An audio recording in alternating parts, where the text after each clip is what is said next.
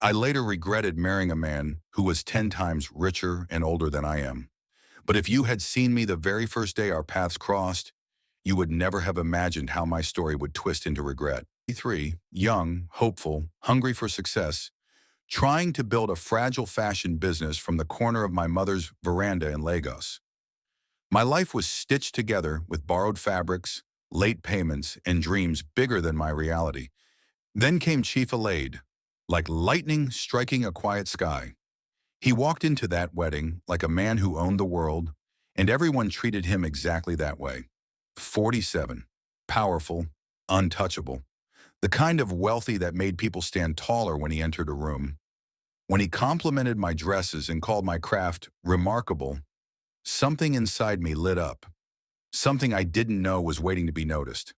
His wooing came like a flood, flowers overflowing my mother's veranda, gifts wrapped in gold. More money than I had ever held at once. My friends envied me. My mother warned me. And I, caught in the sweetness of attention I had never experienced, let myself believe that security could substitute for love. When he proposed, he didn't kneel. He handed me the key to a brand new shop in Lekki. "You will never suffer again," he said.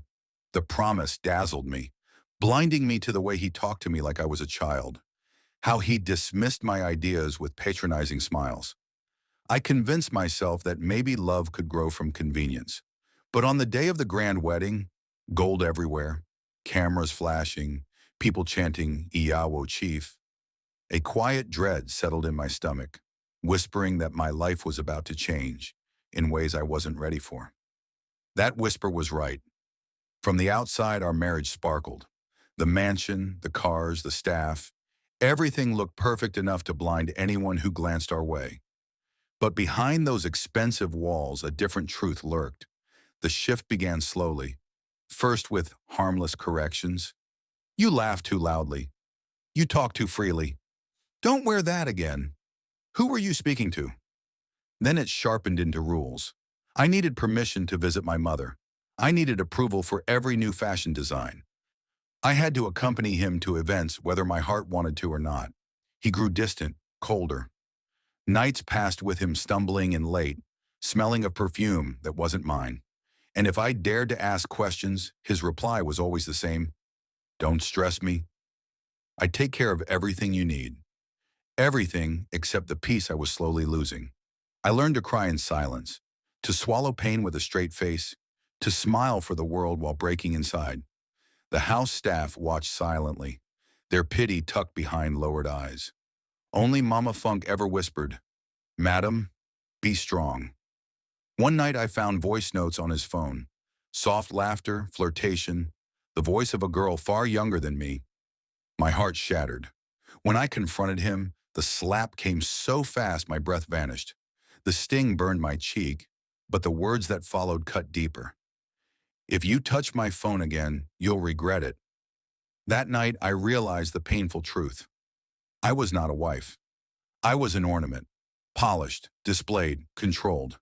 The cracks in our marriage had become fractures, and those fractures would soon break wide open. The breaking point arrived on his birthday, an event so extravagant it felt like a coronation. Politicians, businessmen, and women dripping in diamonds filled the hall. Cameras flashed, laughter echoed, and there he stood beside me, holding my waist tightly, presenting himself as the perfect husband to the world. But perfection is the biggest lie wealth tells.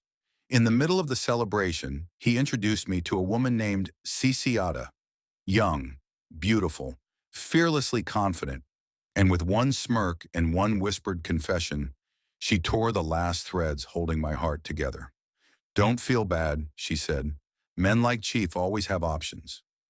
My legs trembled, my heart squeezed. I excused myself and locked myself in the restroom, where tears flowed freely, the kind of tears that come from a soul finally accepting its own suffering. My mother's warning returned. "Use your head," I finally understood. A few days later, while he was away on a business trip, I quietly packed one small bag, not clothes, not jewelry, not any of the things he bought, but the pieces of myself he never valued, my certificates, my sketches, my dreams. And I walked out. People called me foolish. They said I walked away from a billionaire lifestyle, but they didn't know the truth. I walked away to save my life. Moving back with my mother wasn't glamorous. Reopening my small shop wasn't instant success. But every day felt lighter, freer, real. A year later, I looked into the mirror and saw a woman rebuilt from the ashes. Strong, whole, and brave. People think I regret leaving him, but the truth is simple. My only regret was marrying him in the first place.